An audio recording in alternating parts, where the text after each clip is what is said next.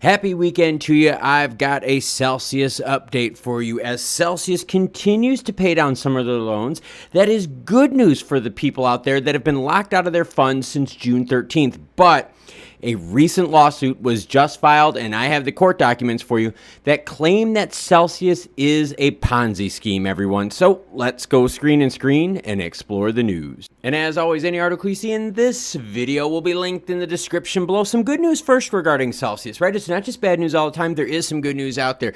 Celsius paid back the entire loan to maker, reclaiming nearly 22,000 Bitcoin in collateral. Celsius has freed up roughly $450 million worth of Bitcoin after paying off its over-collateralized loans to makers. So essentially that is good. Why? Because when Bitcoin started going down and down and down in price, once it got to different price points for different loans, they would be liquidated if they couldn't pay their loan back.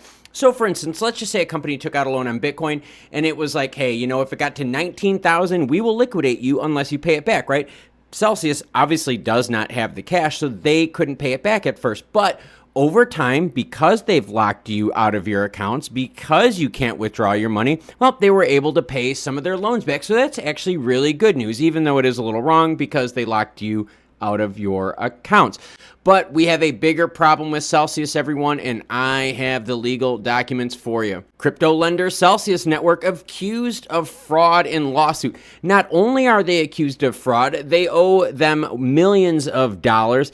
And it is being alleged that they are a classic Ponzi scheme. And oh crap, everyone, here we go. I've got the court paperwork filings right here up on the screen for you. And I'm going to highlight first section G, and then we're going to go back up to the top, the Celsius Ponzi scheme. Here we go. As customers sought to withdraw their Ether deposits, Celsius was forced to buy Ether in the open market at historically high prices, suffering heavy losses.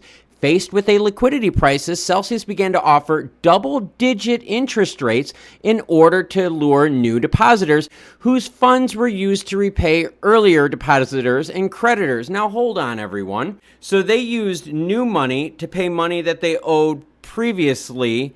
Oh, wait a minute, that kind of does sound a little Ponzi-ish, but let's continue, okay? Thus, while Celsius continued to market itself as a transparent and well-capitalized business, in reality, it had become a Ponzi scheme. I found this part here really interesting because we go to section 93 here. For example, in order to cover its increasing obligations, Celsius was required to take a loan of approximately $1 billion from Tether, while Celsius pays Tether 5 to 6% interest. Now, hold on a second.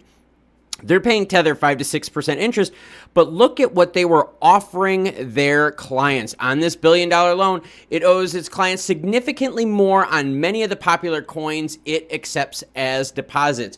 Oh my gosh, 7 and 9%, 11, 18%, holy crap. The Tether loan, alongside other Celsius deposits, had been used to cover up the fact that Celsius, in fact, their balance sheet is insolvent, with less money in its coffers than it owes its depositors.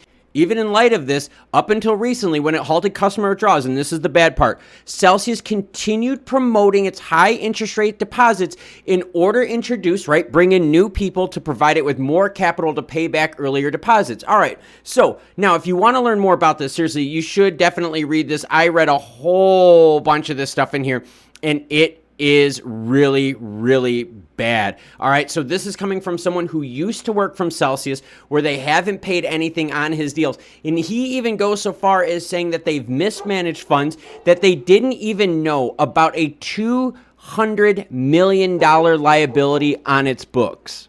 All right, now let's just do a really quick overview on the whole Ponzi scheme thing, right? So you are offering people 50% interest, right? Something crazy like that. How do you pay that person 50% interest? You get more people to come in and more people to come in. And what happens is when the bottom falls out, everyone, yep, you are screwed, right? You are totally insolvent. So what happens is then they try to lure people with more money and more money and more APY and more interest and all this kind of stuff. And it gets crazy and it gets blown out of proportion.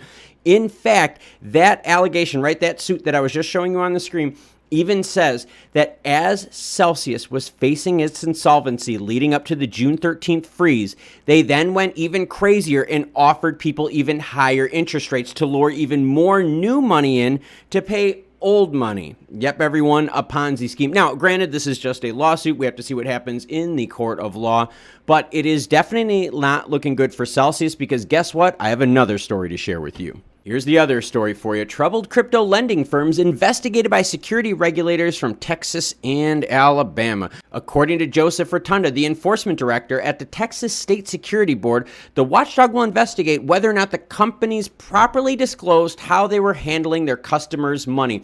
Oh my gosh. And also they will look into potential cases of improper risk disclosure. In fact, we've already seen now that Celsius's risk was actually 19 to 1, where an average bank in the United States, their ratio is 9 to 1. The previous lawsuit that I showed you, right, the big one up on the screen, that is even outlined in further detail in that, as the previous employee, right, the person who worked at Celsius said, hey, I have to leave this company because you guys are mismanaging people's funds, you're not hedging correctly, you didn't even know of a $200 million liability on your books.